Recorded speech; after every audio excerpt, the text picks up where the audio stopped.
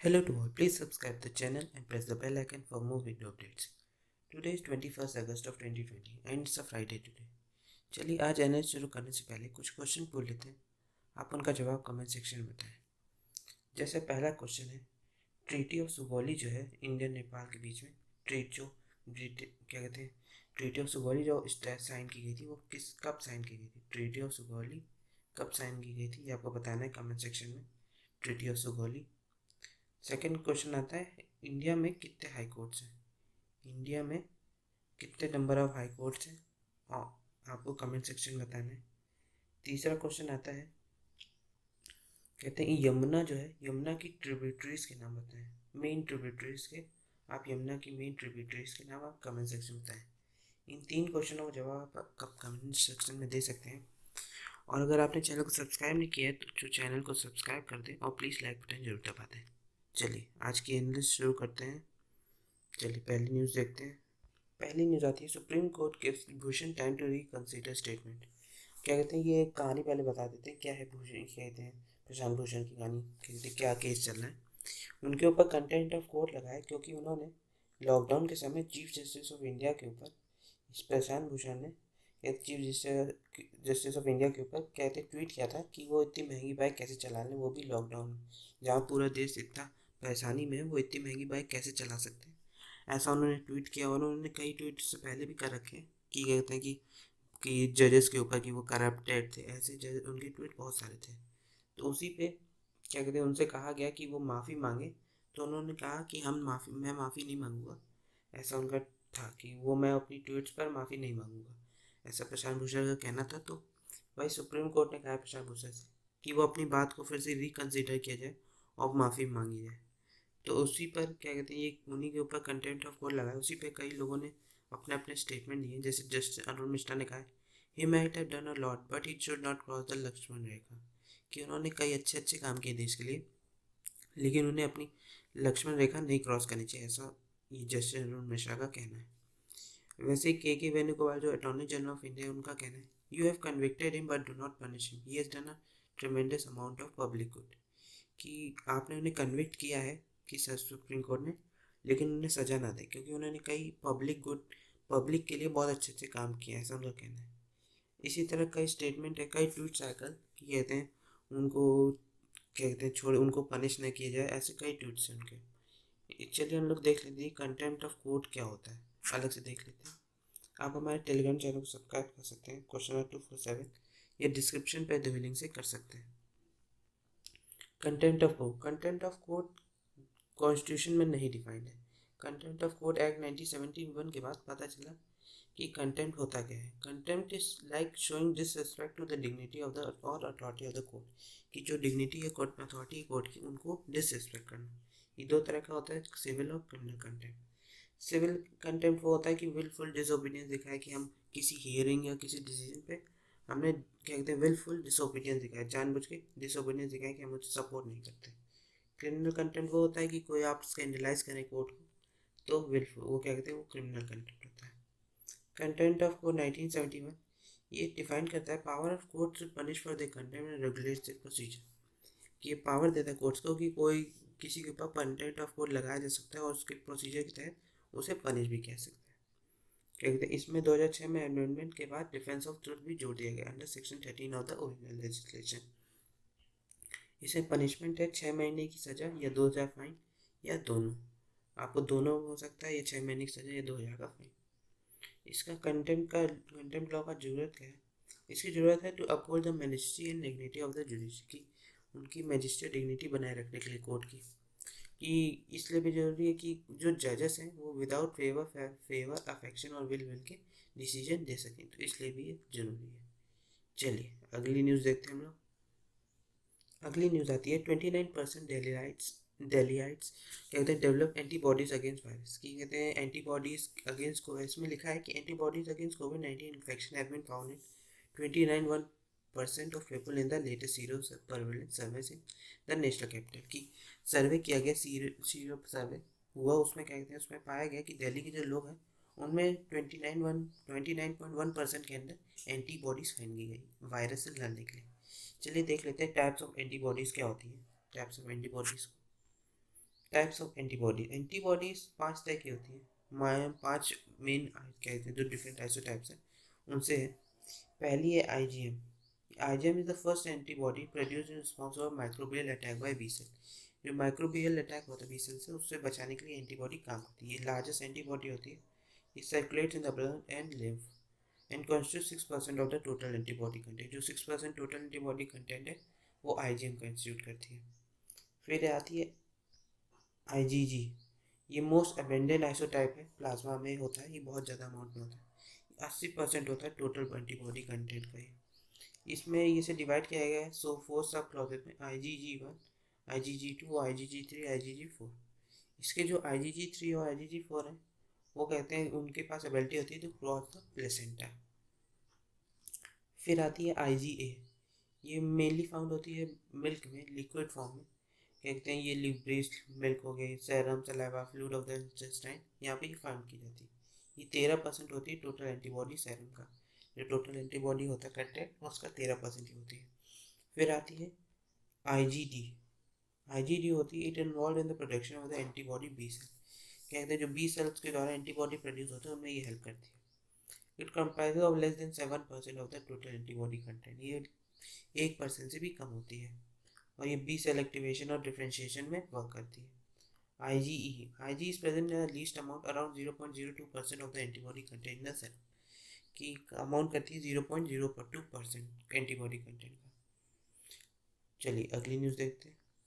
अगली न्यूज़ आती है Delhi moving stately towards herd immunity. के ऑब्जर्व एक्सपर्ट है, ऐसा एक्सपर्ट्स का मानना है कि करंट एविडेंस के हिसाब से कि antibodies are stable for about 6 month की एंटीबॉडी 6 मंथ्स के लिए स्टेबल होती है। उसके बाद ये वर्क नहीं करती।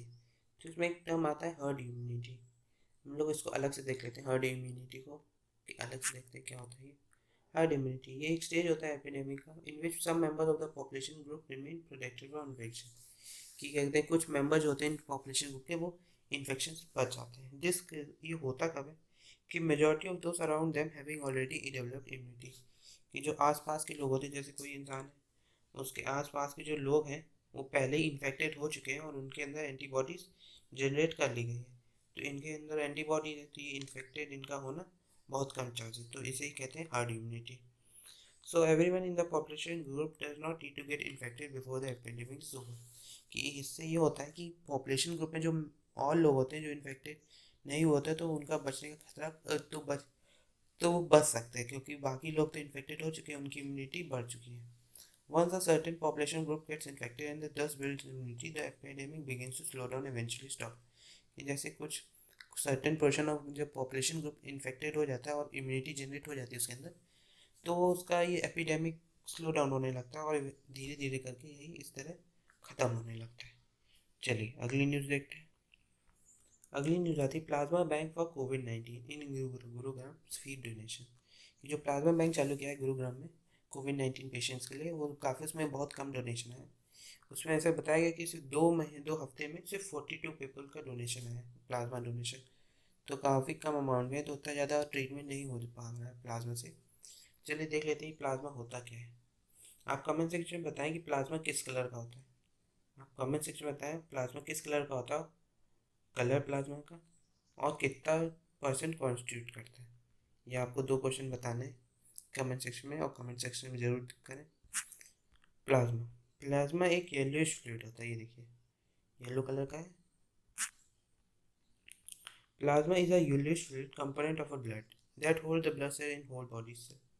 कहते हैं ये ब्लड सेल्स को होल्ड करता है पूरे बॉडी में। ये लिक्विड पार्ट होता है ब्लड का, जो कैरी करता है सेल्स और प्रोटीन को थ्रू आउट द बॉडी। ये 55% कॉन्स्टिट्यूट करता है जो टोटल ब्लड होता है वॉल्यूम कहते हैं हमारी बॉडी में, उसका 55% ये कॉन्स्टिट्यूट करता है plasma.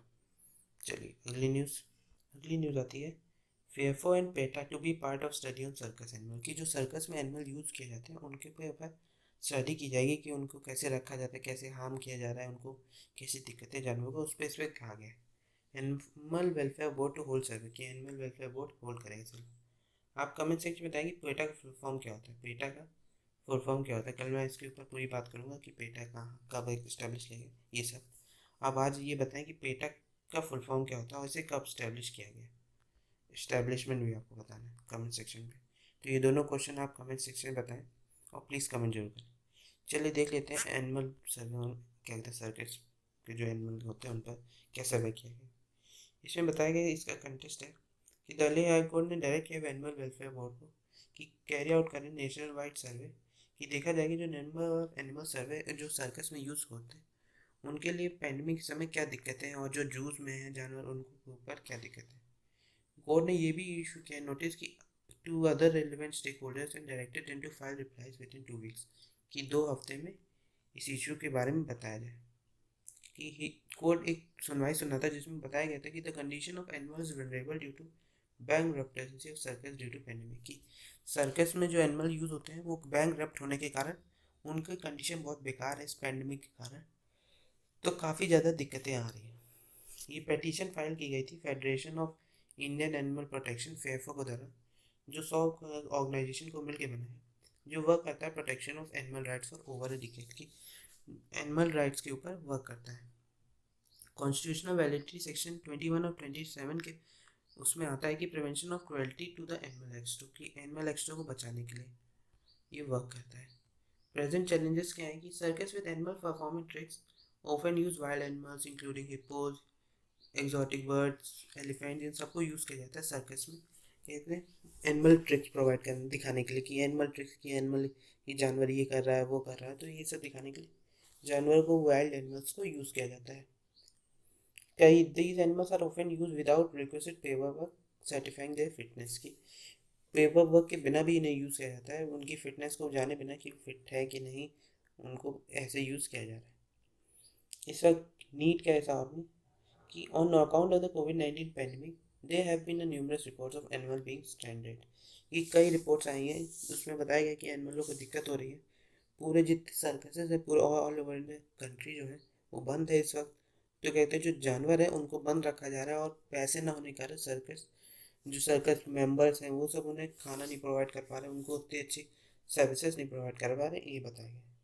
There are also needs to ban animals from circus in everything their rehabilitation की सर्कसेस से इन्हें बैन किया जाए जानवरों को कि जानवरों का यूज़ करना बैन किया जाए ऐसा इसमें कहा गया। इंस्टा फैक्ट्स की established in 1962 under Section 4 of the Prevention of Cruelty to Animal Act 1960 कि एनिमल वेलफेयर एक स्टैचुटरी एडवाइजरी बॉडी है जो गवर्नमेंट ऑफ इंडिया के अंदर वर्क करती है जो एनिमल वेलफेयर लॉज और promotes animal welfare in the country को प्रमोट करने के लिए वर्क करती है। ये स्टार्ट की गई थी steward of ship of late Shrimati Rukmini Devi Arundale के उस पर स्टार्ट की गई थी इनके द्वारा स्टार्ट की गई थी। ये एक वेल नोन ह्यूमैनिटेरियन थी जो बहुत ज़्यादा उन्होंने वर्क किया था एनिमल्स के ऊपर। चलिए अगली न्यूज़ देखते हैं हम लोग। चलिए आज आज का पहला एडिटोरियल हम लोग देखते हैं। पहला एडिटोरियल देखते क्या है। पहला एडिटोरियल आता है लेस टैक्सिंग कि a standardised recruitment test is an advance but more jobs are needed कि ये जो नया स्कीम लाई लोग नेशनल रिक्रूटमेंट एजेंसी ये लोग बना रहे जो कहते हैं जो हमारी गवर्नमेंट बना रही है उसमें कहा गया कि उसके लिए जॉब्स भी बहुत ज़्यादा ज़रूरी है कि ज़्यादा जॉब्स हों तभी तो हम इस नेशनल रिक्रूटमेंट एजेंसी को अच्छे से कर पाएंगे। अगर जॉब्स ही कम है तो ये किस बात पे वर्क करेगा कि लोगों को सिर्फ दिक्कत होगी उसमें यही बात बताएगी। इसमें कहा गया कि जो यूनियन का कैबिनेट डिसीजन है to create national recruitment agency ये पूरा इसमें बताया गया कि जो railway recruitment board staff selection commission institute of banking personnel selection जो एग्ज़ाम लेते थे अब ये एक बोर्ड करेगा उस पर ये एग्ज़ाम लिया जाएगा उनके द्वारा ये एग्ज़ाम लिया जाएगा। चलिए देख लेते हैं ये क्या कहते हैं नेशनल रिक्रूटमेंट एजेंसी को अलग से देख लेते हैं। नेशनल रिक्रूटमेंट एजेंसी को ये क्या है। गवर्नेंस का पार्ट है नेशनल रिक्रूटमेंट एजेंसी जी पेपर 2 गवर्नमेंट पॉलिसी है इंटरवेंशन एम्प्लॉयमेंट ह्यूमन रिसोर्स।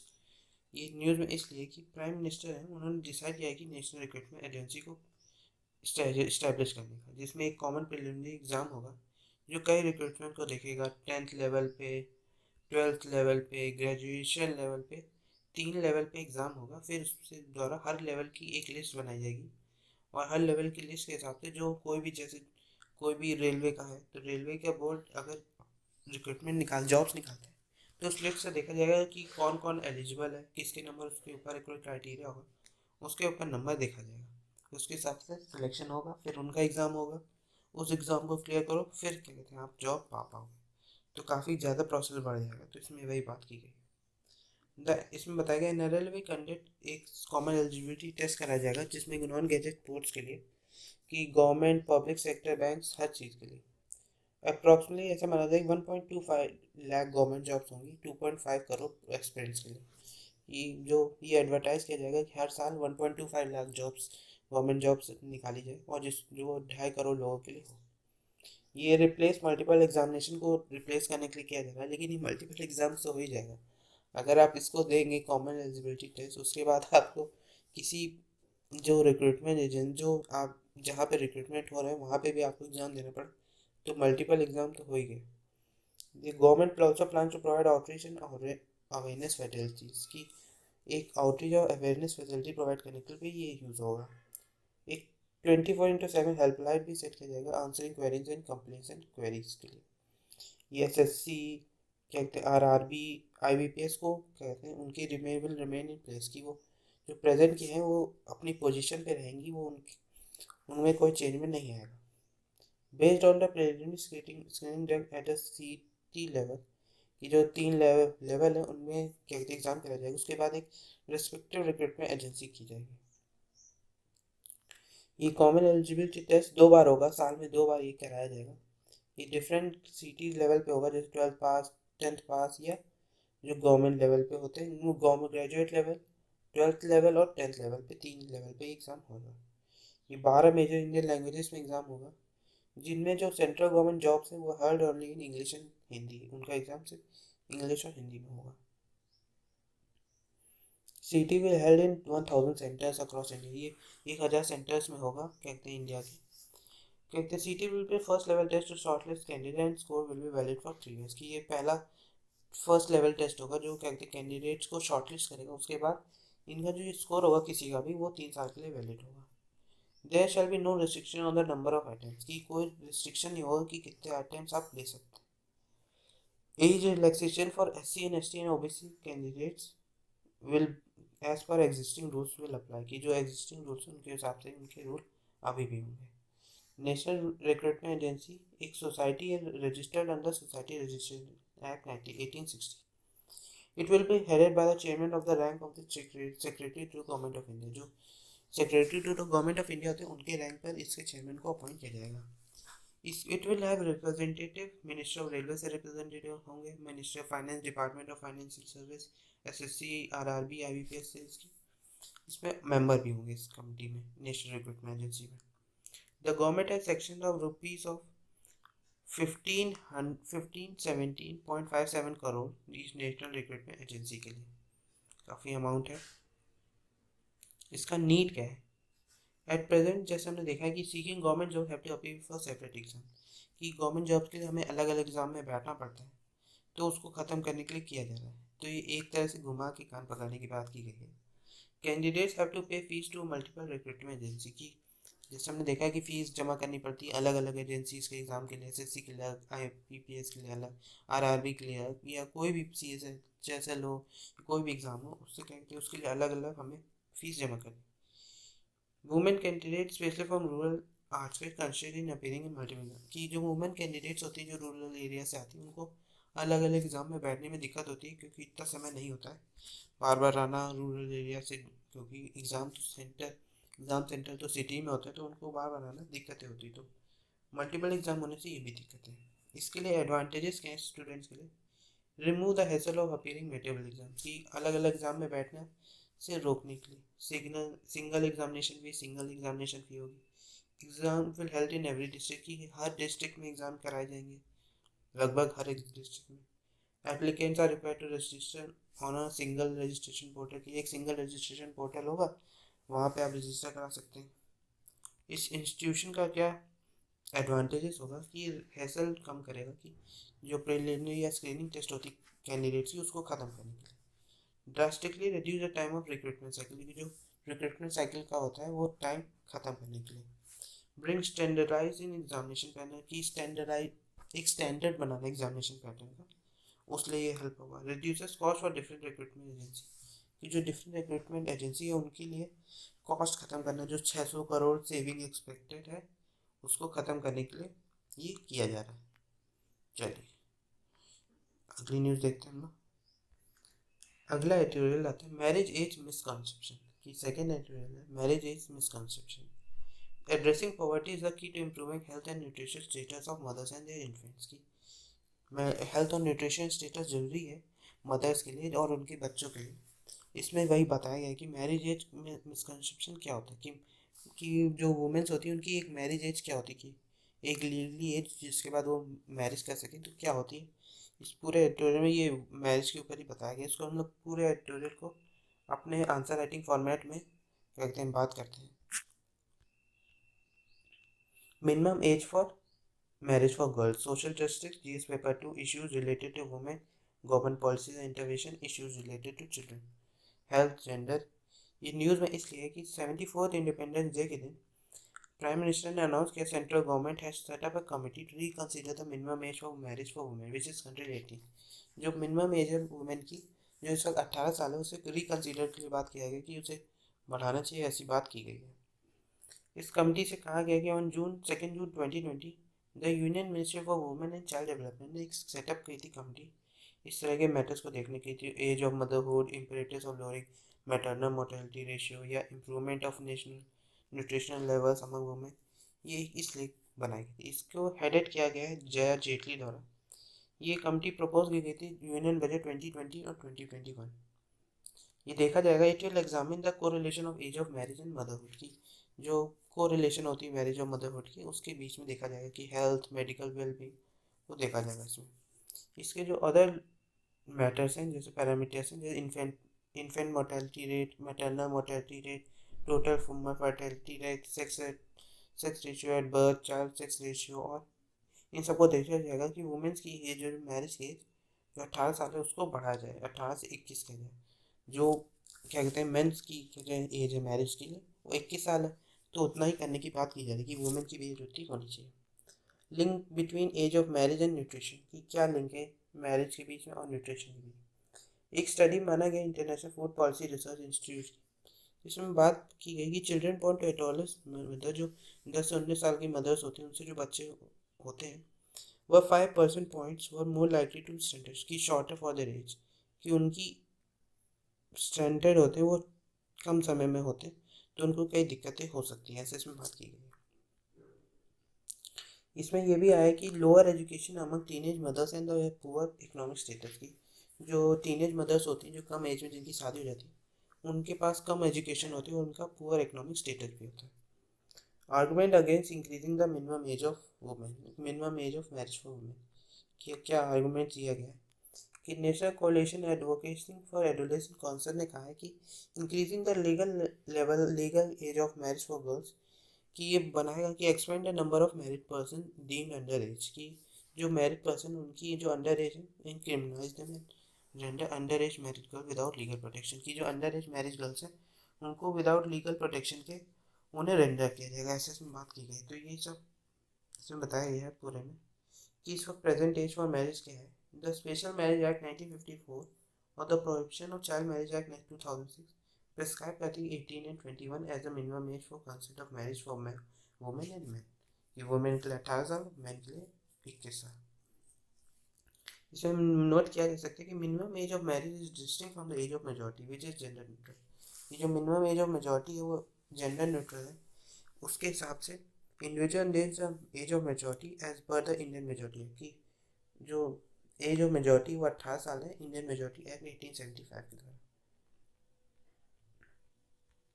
इसकी हिस्ट्री क्या है, हिस्ट्री देख लेते हैं। Indian penal code enacted in 1860 उसने क्रिमिनलाइज किया था sexual intercourse with girl below the age of 10 की। सेक्सुअल जो क्रिमिनल होगा अगर वो सेक्सुअल इंटरकोर्स करता है कोई भी जो छोटी बच्ची हैं 10 साल से छोटी उनके ऊपर क्रिमिनल केस लगेगा। Provision of rape was amended in 1927 में जो प्रोविजन था रेप का उसे अमेंड किया गया था एज ऑफ कंसेंट बिल 1927 के द्वारा। जिसमें बताया गया गर्ल विद एज अंडर 12 की मैरिज किसी भी जो बच्ची है 12 साल से छोटी उसकी मैरिज उसमें नहीं हो, एज ऑफ कंसेंट बिल में ये भी था। इन 1929 the child marriage restraint act जो था उसने 16 से 18 साल मिनिमम एज बताई marriage for girls and boys कि गर्ल्स के लिए 16 साल और बॉयज़ के लिए 18 साल। फिर उसके बाद लेकिन धीरे धीरे 1978 में इसे 18 से 21 साल कर दिया गया कि सरदार आर्य समाज के हिसाब से जो हैदर सरदार से जो जज थे उनके हिसाब से बढ़ा दिया गया सरदार एक्ट के द्वारा। Different legal age for marriage for man and women की डिफरेंट लीगल मैरिज है। वे फॉरवर्ड क्या है कि early pregnancy instituted with increase child mortality rates, कि जैसे ही अर्ली छोटी बच्ची होती जो एज कम होती जिनकी, तो मदर बन जाती प्रेग्नेंट हो जाती, तो उसमें जो उनके चाइल्ड की बॉर्न होते हैं चाइल्ड, तो उनकी काफ़ी ज़्यादा रेट्स हैं, child mortality rate child deaths बहुत ज़्यादा है सर, तो उसके कारण ही ये इंक्रीज हुए हैं। इससे वही बात की गई है। चलिए अगला ट्यूटोरियल देखते हैं। अगली न्यूज़ आती है temple will be ready in 36 to 40 months की 36 से 40 मंथ्स में टेम्पल तैयार हो जाएगा। चलिए टेम्पल को हम लोग टेम्पल की फोटो देख लेते हैं किस तरह होगा। ये इसका कंस्ट्रक्शन पीरियड 3 से 4 साल माना जा रहा है, और इसका क्या कहते हैं जो स्टाइल ऑफ आर्किटेक्चर है वो नागरा है। नंबर ऑफ डोम्स 5 डोम होंगे, और नंबर ऑफ पिलर 360 होंगे। 160 161 फीट का जो होगा इसका जो शिखरा है वो उतनी ऊंचाई का होगा। टेम्पल एरिया 10 एकड़ का है, और टेम्पल कॉम्प्लेक्स 57 एकड़ का, काफ़ी बड़े एरिया में बन रहा है। देख सकते हैं इस तरह से स्ट्रक्चर होगा उसका। चलिए अब देखते हैं अगली न्यूज़। अगली न्यूज़ आती है India to access all vaccine की। इंडिया को हर वैक्सीन को एक्सेस मिलेगा। India maintain a cautious approach to the announcement of Russian vaccine की। जैसे ही रशिया का अनाउंसमेंट हो उनकी वैक्सीन का स्पुतनिक वी का, उसके बाद ना नेशनल एक्सपर्ट ग्रुप ने उस वैक्सीन के एडमिनिस्ट्रेशन के लिए कोविड-19 के लिए कहते हैं उनसे कांटेक्ट किया, तो ऐसा कहा जा रहा है कि उनके वो वैक्सीन इंडिया को प्रोवाइड होगी। अगली न्यूज़ में उसके बगल में ही आता है कि जिसमें जो इंटरव्यू है किरिल डेर्मेट्रे का, उन्होंने कहा कि Sputnik V will be made available to Indians की, वो अवेलेबल कराई जाएगी इंडियंस को। इसमें कहा गया है वही कहा गया कि clinical trial show that all volunteer develop immunity with in 21 days से रशियन फर्म्स के हेड ने कहा कि 21 दिन में इम्यूनिटी जनरेट हो गई उस वैक्सीन के कारण। तो इसमें देख लेते हैं उस वैक्सीन को। ये कहते हैं ये Russia became the first to officially register कोविड-19 vaccine declare it ready for use, कि सबसे पहले बन गए रजिस्टर किया उन्होंने कोविड-19 वैक्सीन, और वो रेडी फॉर यूज़ भी कर लिया गया है। इसका नाम स्पुतनिक वी रखा गया है। फर्स्ट आर्टिफिशियल जो अर्थ सेटेलाइट है उसके नाम पे Sputnik 2 launch by Soviet union. ये पहली कोविड वैक्सीन है जो लॉन्च की गई है। ये चाइनीज़ वैक्सीन जो है, Chinese vaccine declared for limited use before this. इससे पहले भी चाइनीज़ वैक्सीन जो थी उसके लिमिटेड यूज़ के लिए यूज़ किया गया था, कि पीपल्स लिबरेशन आर्मी को दिया गया था कि उनकी इम्यूनिटी बढ़ सके। रशियन वैक्सीन हैज़ आउटकम कोविड-19 patients. Vaccine like Oxford AstraZeneca Moderna और पेजल जैसी जो वैक्सीन थी उनको आउटरन किया है।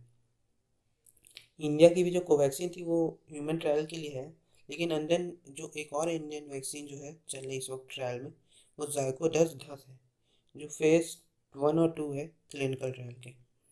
ये जो स्पुतनिक वी है सिर्फ डेवलप किया गया है मॉस्को गैमला इंस्टीट्यूट के द्वारा कोलैबोरेशन करके रशिया डिफेंस मिनिस्ट्री के साथ। ये vaccine is based on DNA, और जो SARS COVID type adenovirus है उनके टाइप के वैक्सीन के उनके टाइप के लोग क्या कहते हैं वायरस से लड़ने के लिए से बनाए हैं। दवाई ये जो वैक्सीन है ये वीकेंड कैसे करती है वायरस को to deliver parts of the pathogen, कि पैथोजन डिलीवर करके ये वायरस को कहते हैं वीक करती है। The Russian official have said that large scale production of the vaccine will start in September and mass vaccination will begin as early as October की। इसका जो मास वैक्सीनेशन किया जाएगा वो अक्टूबर से किया जाएगा ज़्यादा, क्योंकि प्रोडक्शन इसका लार्ज अमाउंट में सितंबर से चालू होगा। चलिए आज के लिए ही इतना ही। Thank you very much. अगर आपने चैनल को सब्सक्राइब किया है तो चैनल को सब्सक्राइब कर दें, और प्लीज़ लाइक बटन ज़रूर दबा दें। और आपको वीडियो कैसा लगा ये भी आप कमेंट सेक्शन में बता सकते हैं, और जो क्वेश्चन पूछे गए वो आपको कमेंट सेक्शन में ज़रूर बताएं। जो शुरू में क्वेश्चन पूछे गए और बीच के एनालिसिस में जो पूछे गए वो आप कमेंट सेक्शन में ज़रूर बताएं। Thank you very much.